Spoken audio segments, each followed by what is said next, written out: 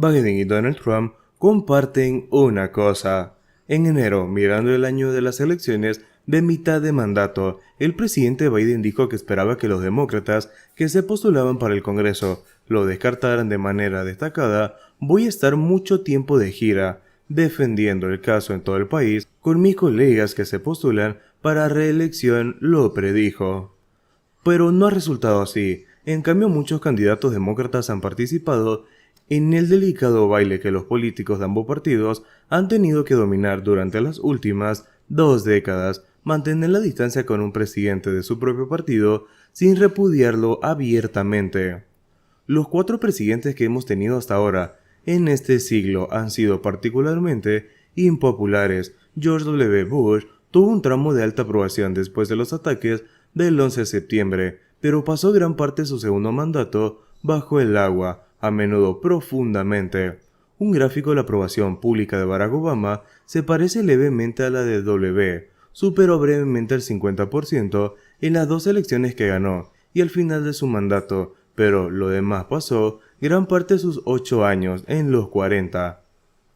Donald Trump es el único presidente durante las 7 décadas en las que Gallup ha estado monitoreando regularmente los índices de aprobación que nunca superó la marca del 50%. Joe Biden flotó por encima de esa marca al principio de su mandato, pero no lo ha vuelto a ver desde entonces. No es solo en términos de apoyo público que los presidentes recientes han sido débiles. Esto puede ser difícil de entender porque todavía vivimos con los bromuros de la presidencia imperial, en términos que el historiador Arthur Schlesinger Jr. hizo famoso en la década de 1970 para describir una oficina ebria de poder y que se eleva sobre el gobierno estadounidense. Implícitamente pensamos que este sigue siendo el caso, pero este cliché persistente nos impide ver los contornos reales de nuestro extraño momento constitucional. Joe Biden y Donald Trump bien pueden ser los 2 presidentes más débiles desde antes de la era progresista. Han sido presidentes débiles de diferentes clases. Biden se ha negado en gran medida a establecer prioridades para su administración y ha estado tan desesperado por no dividir a su partido que casi ha quedado paralizado. Piensa en cualquier otro presidente moderno, incluido el señor Trump, y probablemente puede enumerarlo 2 o 3 temas que los preocupaba especialmente. Puede crear una lista así para el señor Joe Biden. Aparte de la retirada de Afganistán, ¿hay alguna iniciativa importante que su administración haya emprendido porque era singularmente lo que el presidente quería hacer? Incluso cuando se ha extralimitado en el uso del poder administrativo, como una dudosa condonación de préstamos estudiantiles, Biden a menudo ha actuado bajo la presión de los activistas del partido. En muchas medidas importantes en el Congreso, las opiniones de Biden no parecen haber sido decisivas y no ha sido esencial en las negociaciones que llevaron a ninguno de los acuerdos bipartidistas que ha firmado. Donald Trump exhibió otro tipo de debilidad. Durante su presidencia dominó la mayoría de los ciclos de noticias y buscó operar fuera del marco formal del poder presidencial, en formas que en última instancia plantearon amenazas reales al sistema constitucional. Pero dentro de ese sistema, donde nuestros gobiernos realmente gobiernan, fue irresponsable y caótico, en gran medida fracasó en ejercer un control significativo, e incluso sobre sus subordinados. Su logro más significativo fue en el ámbito del poder presidencial, que requiere el seguimiento menos persistente.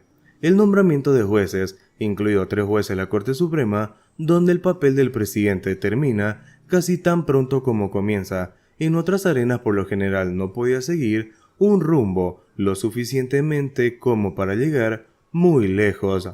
La subordinación sorprendentemente flagrante era una rutina en la Casa Blanca de Donald Trump y estaba acompañada por una tendencia bipartidista en el Congreso de considerar las palabras del presidente como carentes de significado y sus acciones, como siempre, susceptibles de reversión. Nadie lo tomó en serio como ejecutivo. El Estado administrativo, esa maraña de agencias que compone el Poder Ejecutivo, algunas formalmente independientes y otras más responsables ante la Casa Blanca, sigue siendo una fuerza formidable en esta era, pero su crecimiento no siempre ha fortalecido a nuestros presidentes. Esto no es más obvio que las administraciones republicanas, ya que el jefe ejecutivo se esfuerza por discutir los funcionarios de carrera y los reguladores independientes que a menudo quieren tomar un rumbo diferente al suyo, pero esas mismas agencias operan en las administraciones demócratas e incluso si el rumbo que toman se adapta, mejor un presidente de tendencia izquierdista. Su fuerza autónoma puede debilitarlo institucionalmente. Lo mismo podría decirse de los designados presidenciales, una medida de la destreza administrativa de un presidente. Estos sus designados políticos de nivel medio pueden imaginar fácilmente lo que haría el presidente si tuviera en sus puestos y actuar en consecuencias. Esto ha sido bastante fácil de hacer bajo la mayoría de los presidentes modernos, pero tanto con Biden como Trump se podría perdonar a muchas personas designadas, pero no tener idea de cómo el presidente querría que tomaran decisiones claves. Donald Trump porque era tan predecible y Biden porque rara vez ha fijado objetivos claros. Estas formas distintas pero relacionadas de debilidad presidencial apuntan hacia dos elementos claves del trabajo. Alexander Hamilton argumentó que un director ejecutivo fuerte exhibe una toma de decisiones enérgica y una administración constante. Ambos elementos son necesarios y la ausencia de cualquiera de ellos, sugirió Hamilton, implica una débil ejecución del gobierno. Aquellos de nosotros a quienes nos gustaría ver que el Congreso se reafirme, podríamos esperar un rayo de luz en tal debilidad presidencial, pero la evidencia del Congreso reciente sugiere que esas esperanzas están equivocadas. Los últimos 2 años han visto la aprobación de algunas medidas bipartidistas significativas sobre salud pública, infraestructura, control de armas, fabricación y más, pero a menudo se han revelado la propia debilidad del Congreso contemporáneo. Las pandillas de senadores a menudo han trabajado en torno al sistema de comités y el orden regular en lugar de a través de ellos más de los que han remediado.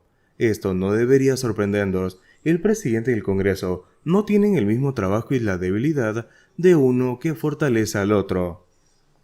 Por el contrario, a menudo distorsiona el trabajo del otro e invita a más debilidad a cambio. Cuando eso sucede, el partidismo se apresura a llenar el vacío y pronto se convierte en un círculo vicioso. El Congreso y la presidencia se inclinan cada vez más hacia el mismo tipo de trabajo, ni legislativo ni ejecutivo, sino más bien como un arte escénico partidista, y ambos se olvidan cada vez más de sus objetivos, responsabilidades fundamentales.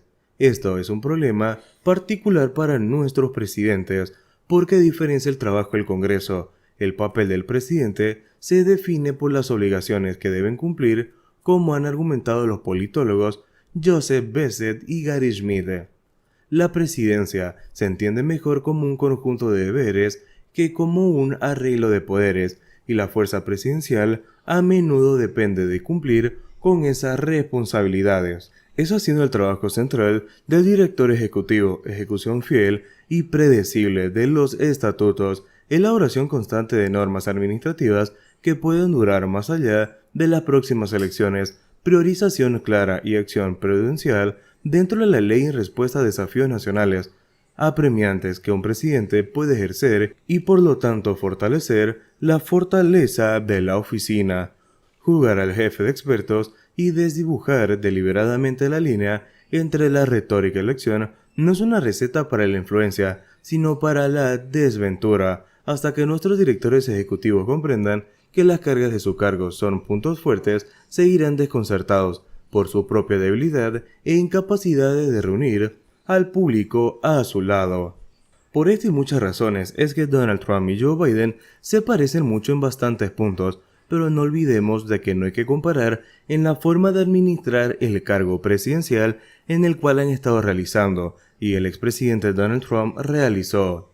Ambos han tenido sus puntos buenos y sus puntos malos, han tenido sus aciertos y sus desaciertos, pero Joe Biden ha tenido más desaciertos que aciertos. Uno de los más fuertes fue la retirada de Afganistán de las tropas estadounidenses, que dejó al país en una completa convulsión social, haciendo que los grupos extremistas vuelvan a poder y vuelvan a estar como estaban antes de que las tropas estadounidenses entren al territorio, lo cual hasta el día de hoy mucha población no le perdona a Joe Biden por tomar esa decisión.